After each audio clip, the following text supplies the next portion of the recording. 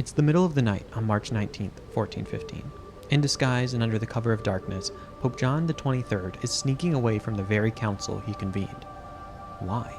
That council, the Council of Constance, had set out to do something unthinkable. It would depose the popes. And the plural is correct here. At this time, 3 men claimed to be the rightful pope.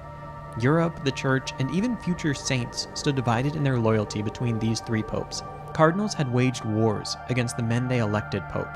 Anathemas and excommunications had flown back and forth, and 8 different conclaves had been held. And still, the divides continued. For that reason, the rulers of Europe collaborated with heads of universities and churchmen from across the world to assemble a council to end the schism. This video is about that story, perhaps the most fascinating and overlooked story in the history of the Western Church. To understand this council and the schism it sought to end, we have to rewind over 100 years to 1309, when Pope Clement V made the fateful decision to move his papal court from Rome to France. The papacy would remain there for nearly 70 years, to the delight of the French and to the dismay of the rest of Christendom. Avignon, the new home of the popes, flourished in this time while cobwebs grew in the Vatican. For decades, the Pope showed little signs of wanting to return. In the diaries of popes and cardinals from this time, historians would find reports praising the good wine, fair weather, and the lovely new palace they'd built. Everything, at least from their perspective, was going well. Then in 1376, one of the most iconic figures of the Middle Ages made it her mission to see the papacy return to Rome. Now, such a move was no small thing. The Pope wasn't just a spiritual figure providing guidance for the private religious lives of voluntary members of his particular church. The Pope was a powerful head of state. His decrees, or even where he chose to place his court, could determine the rise and fall of nations. Every sovereign had a stake in papal proceedings, which is why it's all the more surprising that the figure who finally convinced the Pope to return to Rome was a young woman of no rank. She had no army at her disposal nor the promise of riches. She had only her undying conviction that this was the right thing to do, and she spoke with the authority of a living saint. Her name was Catherine of Siena. Soon after her arrival in Avignon, Pope Gregory XI embarked on a trip back to Rome in January 1377. His cardinals protested, the King of France was up in arms, and his own father prostrated before him, trying to stop him. But Gregory had made up his mind, and Catherine had won. For all the theological good that a return to the Holy See might have done, though, she could have never known the chaos it would soon unleash. Nearly as soon as Gregory returned, trouble began. Though the Pope was greeted with raucous applause upon entering Rome, it soon became clear that the Italian cities formerly under papal rule had no interest in being under the Pope's rule again. It is in these early days that we meet 2 other critical figures. The first was Cardinal Pedro de Luna, a man neither from France nor Italy, but Aragon in what is now Spain. He, like many cardinals, was related to the leading European rulers, and he was trusted by Gregory to secure the apostolic palace and restore it to be a new home. The other was Cardinal Robert of Geneva, a young man of noble birth. It was he who was responsible for bringing the temporal rule of the Pope back to the surrounding area. When riots began in Cesena, he rode at the front of a mercenary army, demanding the inhabitants surrender their weapons, and then proceeded to massacre the men, women, and children, earning him the nickname Butcher of Cesena. At the time, neither Gregory nor either of these cardinals would have imagined all 3 of them would one day hold the keys of St. Peter, though at different times and in different papal lines. While Gregory was still settling into life in Rome, his health began to rapidly decline. During his short time in Italy, he focused on internal affairs of the church, firing off 5 papal bulls condemning the Englishman John Wycliffe. Wycliffe, known for translating the Bible into English, was promoting theology that struck at the heart of the church's power. While he was quickly dealt with, the rumblings in England proved a bad omen for the future of the papacy. By March 27, 1378, having been in Rome for barely a year, Pope Gregory was dead, and what ensued would rip the church apart. You see, while the papacy had returned to Rome, the people of Rome were not satisfied. They needed an Italian pope. In fact, they demanded it. As the cardinals went into conclave, mobs formed outside, armed by the leading men of the city. Cardinals were frantically shipping off their treasures and donning armor in fear. Shouts of, "If they don't give us a Roman, we'll kill them all," filled the air. The cardinals urged the crowds to go away, not only in fear for their lives, but in fear for the election itself. They pleaded with the crowds, which some estimate swelled to nearly 20,000 people, that their actions could invalidate the conclave. About a century prior, the Second Council of Lyon declared that a conclave needed to be free from outside influence, and canon law held that votes under duress would not be valid. So if the crowds wanted a pope, they needed to settle down. But chaos, not calm, is often the way of crowds, and this one was no different. The cardinals were thus in a predicament. As days passed, crowds beat on the doors and the sense of danger grew. Of the 16 cardinals, only 4 were Italian, meaning that, absent these demands, the likelihood of the French majority electing an Italian were slim to none. Most of them, it seems, wished to rejoin their brother cardinals who had stayed behind in Avignon. Eventually, they summoned 2 Italian legates, Bartolomeo Prignano, Archbishop of Bari, and Thomas degli Amananti. Prignano soon arrived, but the latter never made it through the crowds. What exactly happened next may never be known with certainty. After the fact, many of the cardinals testified that a deal was struck in which they would elect Prignano to be pope, but only long enough to appease the crowds. The election would be invalid due to duress, but it would buy them the time they needed to flee Rome and hold a new conclave, away from the riotous mob. The details, however, became disputed. Some cardinals insisted that such a deal never happened, but was merely proposed. Unanimously, though, in depositions during the years to come, they were all clear. Whatever happened, happened under severe, invalidating duress.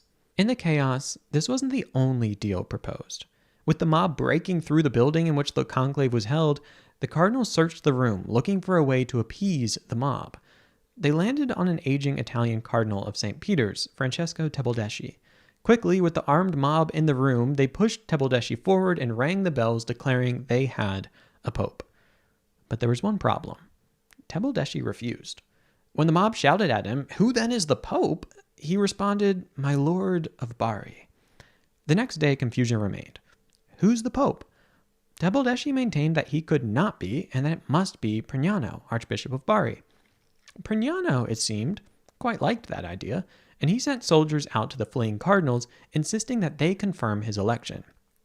De Luna, who we met earlier, Gregory's right hand, was the longest holdout. In the end, he returned to the Vatican, and the cardinals, many of whom had been insisting since the election that Prignano wasn't pope, confirmed his papacy, with him taking the name Pope Urban VI. Since that day, Prignano is the last non-cardinal to be elected pope. Whatever Prignano might have agreed to during the conclave, once he was made pope, he had no intentions of giving up the office. After all, he, along with many who would make similar promises and break them after him, could reason that what he said as Prignano did not bind him as Pope Urban VI. Urban, as it would turn out, had an aptitude for making enemies. Soon he was alienating rulers and churchmen alike. In a matter of months, all his non-Italian cardinals left Rome and were writing letters declaring that the conclave was invalid. These cardinals soon met in Fondi, just south of Rome, and after employing canon lawyers to examine the case of Prignano's election, they concluded that it was invalid, and as such anathematized him as an antipope. They then proceeded to hold a new election, in which they chose none other than Robert of Geneva, the Butcher of Cesena, as Pope Clement VII. Now there were 2 popes, and the schism had officially begun. European lands began taking up sides with one pope against the other. Most notably, the King of France lent support to Clement. Without his support, Clement's papacy might never have gotten off the ground.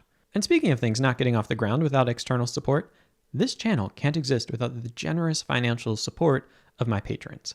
Videos like these take hours and hours to research, write, and edit. I can only do that because of my patrons. If you'd like to support this channel, consider becoming a patron at patreon.com/gospelsimplicity. Or if you'd like to make a one-time donation, you can use the PayPal link in the description. Meanwhile, Urban was outraged. Having lost the majority of his cardinals, he made new ones, only for them to attempt to overthrow him on the basis that he was working against the good of the church. For this, they were arrested and tortured. All this occurred while Urban was also being besieged by the King of Naples, who had gained his throne from Urban himself. Needless to say, things weren't going very well. Nevertheless, Urban persisted.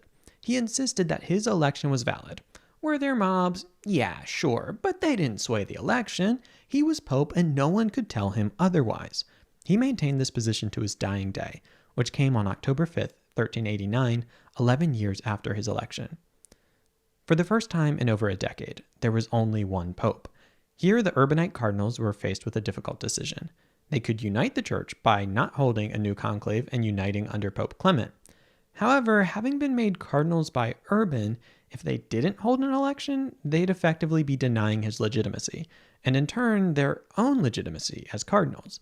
They feared that, at best, they'd lose their cardinals' hats, and at worst, they'd lose their heads. So less than a month after Urban's death, they elected one of their own number, Piero Tomacelli, as Pope Boniface IX.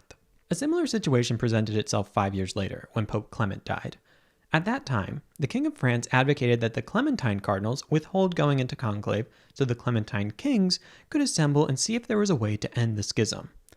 The cardinals, however, had other plans. Led by Cardinal Pedro de Luna, they insisted that Boniface was an anti-pope, so if Christendom was to be united, it could only be united under a Clementine pope. This argument was bolstered by the fact that this pope would be elected by the undisputed cardinals whose tenure reached back to the days of Gregory XI, when the church was united. That's not to say these cardinals had given up on unity, though. This new Clementine pope, for the good of Christendom, would then call together the cardinals from both papal lines so that both he and Boniface could step down before a new undisputed pope could reign over a united church. As it turned out, the man most strongly arguing for this, Pedro de Luna, was elected pope as Pope Benedict XIII. However, soon after his election, it became clear that he had no intentions of stepping down. The way of cession, as they called it, went from being plan A to the last resort. Benedict would not step down unless Boniface did so first, and likely only then if he thought the new conclave would elect him once again. As it was, both men quite liked being pope. As it became increasingly clear that Benedict would not abdicate, his followers turned on him. Soon the very cardinals who had elected him were waging war against him. And not a war of words, a literal war. To make matters worse for Benedict, the French withdrew their obedience from him, cutting off his flow of revenue. But if there's one thing you should know about Pope Benedict XIII, it's that he wasn't a man easily swayed. He withstood a multi-year siege of the Palace of the Popes that was led by his former friends. As so often happens with wars, enthusiasm waned over time. The French, who had been keen to withdraw from him, soon found that having the king as ruler of the church was worse than having Benedict. In 1403, the siege was given up. The French returned to his obedience, and the cardinals who had betrayed him came back in repentance. Benedict had won. High on this triumph, he sent legates to Boniface in 1404 seeking to end the schism. His proposal was pretty simple. Boniface should abdicate and admit that he was an anti-pope. Boniface, quite naturally, didn't agree to these terms, but soon after he died, sending the schism into its fifth conclave. Once again, the window for reunion came and went, and in October of 1404, another Italian was made pope, Innocent VII. He, however, would only live 2 more years. Upon his death, the Italians elected another Italian cardinal as Pope Gregory XII. Back in France, things were deteriorating between Benedict and the secular powers once again. Many had felt the schism had just gone on for too long. In 1408, France declared itself neutral, pronounced that Benedict should be arrested, and sent out a proclamation in Italy that both Benedict and Gregory needed to resign so a unified conclave could be held. At this point, cardinals from both papacies began to defect and gathered in the city of Pisa to hold a council. Not seeking to be outdone, Benedict, who had escaped arrest and fled, held a council of his own in Perpignan. It boasted over 300 prelates and excommunicated both Gregory and the Pisan cardinals. This was all par for the course. Back at the Council of Pisa, undeterred by all this, the cardinals who had defected from both papacies, and accounted for a majority from each, convened their own council, which officially began in March of 1409, just 4 months after Benedict's council. This Pisan council naturally did not conform to canon law, which stipulated a council should be convened by a pope. They, however, didn't recognize any pope and had called it themselves. Despite this, the council was massive. In the end, the council declared both Gregory and Benedict to be heretics. This was after a good deal of deliberation, since it wasn't clear either had actually taught anything heretical. Sure, they had both committed countless immoral acts, but heresy? That was far less clear. Nevertheless, having declared them heretics, they elected Petros Philargos as Pope Alexander V. And thus, the 2 popes became 3. Rather than uniting Christendom around one pope, the council simply added another. The Urbanite line had Pope Gregory XII, the Clementine line had Pope Benedict XIII, and now the new Pisan line had Pope Alexander V. Alexander would only live a few months after this. The cardinals then elected a former pirate turned indulgence selling deacon cardinal as Pope John XXIII. Yes, Honestly, you can't make this stuff up. In those days, the cardinals did not have to be priests, so Cardinal Baldassaro made the rapid rise from deacon to priest to pope in just 2 days. This election was done in his own city under conditions that seemed hardly free of influence, to put it mildly. Once more, Christendom had 3 popes, though, and patience was wearing thin on all sides. Where popes, saints, and professors had failed, a new secular ruler made it his mission to end the schism once and for all. His name was Sigismund, and he was the Holy Roman Emperor. Sigismund was a puzzling man, though perhaps most people are such. In his case, he was staunchly orthodox in terms of doctrine, but he had little time for orthopraxy. What he lacked in personal piety, he made up for with pragmatism. He saw an opportunity to end the schism, and he grabbed it with both hands. Not long after Pope John XXIII became the second Pisan Pope, his fortunes declined. He was driven out of Rome by Ladislas of Naples, and suddenly he found himself on the run and with few friends. It was in this moment that Sigismund approached him and convinced him to convene an ecumenical council. Pope John would have recognized this was unlikely to end in his favor, but he had few options. In 1413, he summoned the Council of Constance at the request, or perhaps demand, of Sigismund. Whether he was canonically able to do so would be a question for another day, given that it was less than clear that he was the rightful pope and therefore able to call a council. The council was massive. Opening on November 5th, 1414, it saw 50,000 to 100,000 people flock to the Swiss city of Constance, including 18,000 prelates, priests, and theologians. In addition to Emperor Sigismund, the kings of England and France attended alongside 2,300 princes, deputies, and knights. An estimated 27 languages were spoken in Constance at this time, marking it as an international phenomenon. The enthusiasm for the council was not mere happenstance. For some time, the leading theologians from the University of Paris, such as Jean Garçon and Pierre d'Ailly, had become convinced that an ecumenical council would be the only way to end the schism. Its authority, they reasoned, could supersede papal authority. When a pope was acting against the interest of the church needed a way to check the pope's power. For these men, that check was an ecumenical council. Popes Gregory and Benedict didn't see things this way, and neither accepted invitations to the council. No council could judge them, and they wouldn't deign to appear at a council they didn't convoke. In February of 1415, the first major domino fell. With the council on the verge of airing the laundry list of Pope John's sins, Sigismund managed to convince John to cede the papacy, which he agreed to do, and this was a major triumph. However, it quickly proved a feeble one. While John agreed to cede the papacy, he added a condition. He said he would only do so when his rival popes did the same. Sensing the council's frustration, John fled Constance in disguise on March 19th. On April 6th, the council produced a landmark document, Haec Sancta, which asserted that an ecumenical council is supreme above a pope. This was the pivotal moment. On May 29th, it put this teaching into action by deposing Pope John XXIII, labeling him a murderer, sodomite, simoniac, and a heretic. In exchange for not making too much of a fuss about this, the deposed pope was made a cardinal in 1419. With the Pisan pope deposed, that left the council with only 2 popes to deal with. While both Pope Gregory and Pope Benedict still maintained they were the rightful pope, they were both in their 80s. Once again, Sigismund saw an opportunity in this. Benedict's position was much stronger. He still had friends in high places, and as ever, he had no intention of backing down. So Sigismund focused his attention on Gregory. Having maintained his legitimacy for years, Sigismund offered Gregory just what he wanted: vindication. As we've seen, the canonical status of the Council of Constance was questionable at best. It had been called by a pope, though of the 3 candidates at the time, that pope's claim to legitimacy was the feeblest. As such, Sigismund offered Pope Gregory the opportunity to reconvene the council, signaling that he was the rightful pope and simultaneously putting the council on better footing. The offer didn't end there. In exchange for Gregory abdicating the papal throne, Gregory would be made Cardinal Bishop of Porto and permanent legate of the Holy See of Ancona. Not a bad deal for someone that many of the cardinals had deemed a heretic at Pisa. Gregory accepted, and on July 4th, 1415, he abdicated, leaving only 1 pope left in Christendom. That pope, however, would have to go as well if the council was to achieve its full goals. But that wouldn't prove easy.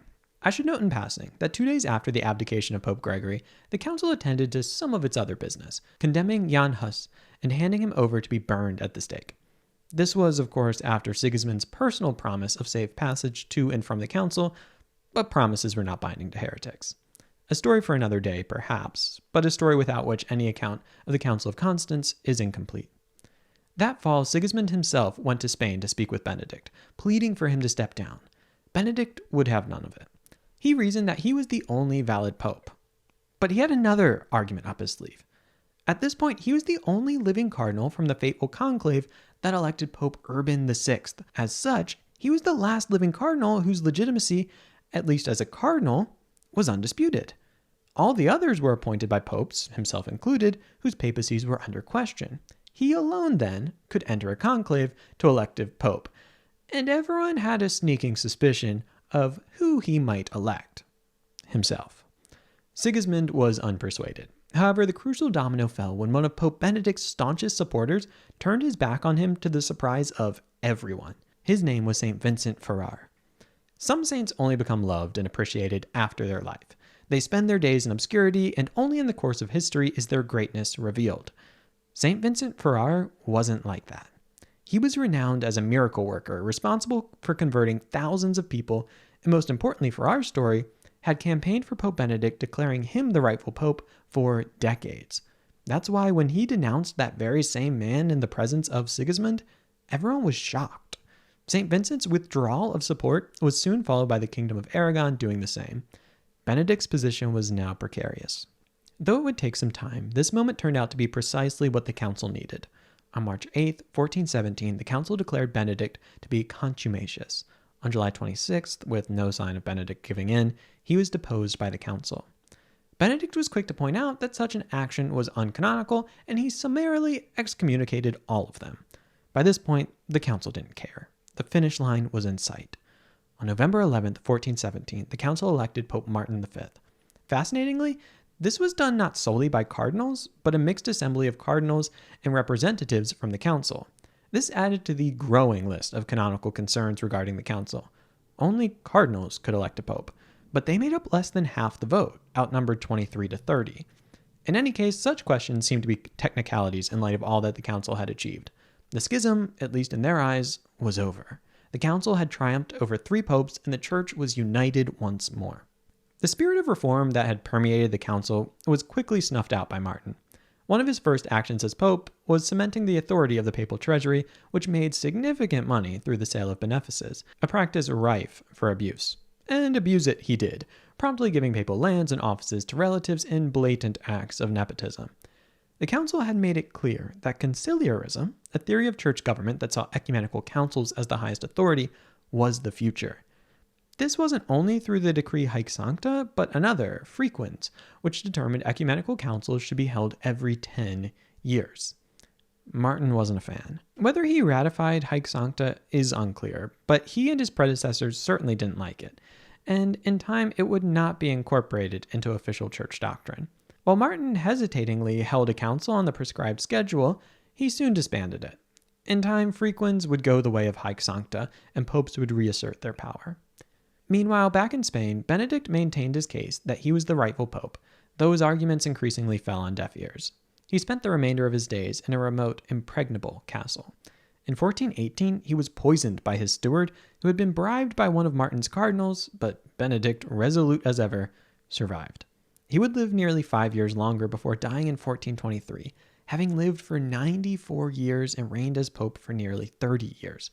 His life is one fit for the finest of films, having seen popes, saints, and empires rise and fall. Through it all, he maintained that he was the true pope. In keeping with this insistence, 3 of his cardinals elected a successor upon his death, Pope Clement VIII. He, however, did not share his predecessor's resolve, and in 1429, Pope Clement VIII abdicated in favor of Pope Martin V.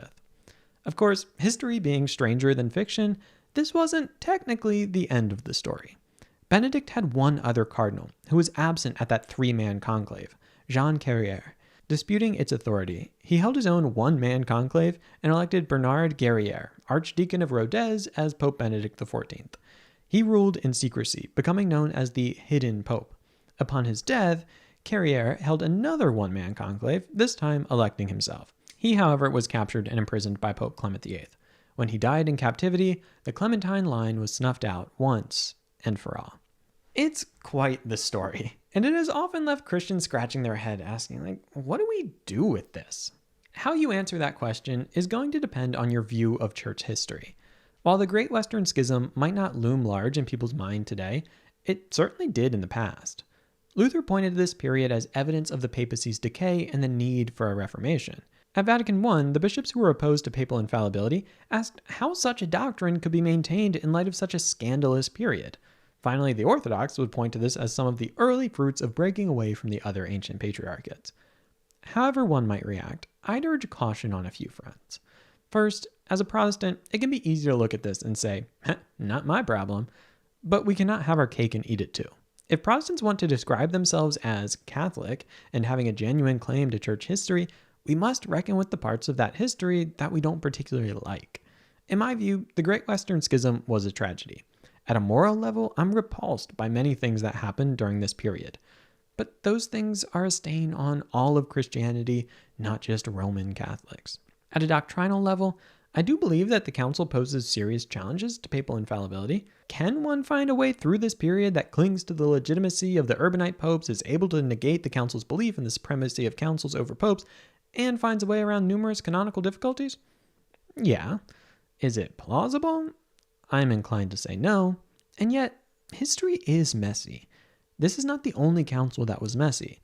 It is said that history is written by the victors. That's not entirely true. But in this case, it seems to me that most of the explanations are a touch post hoc.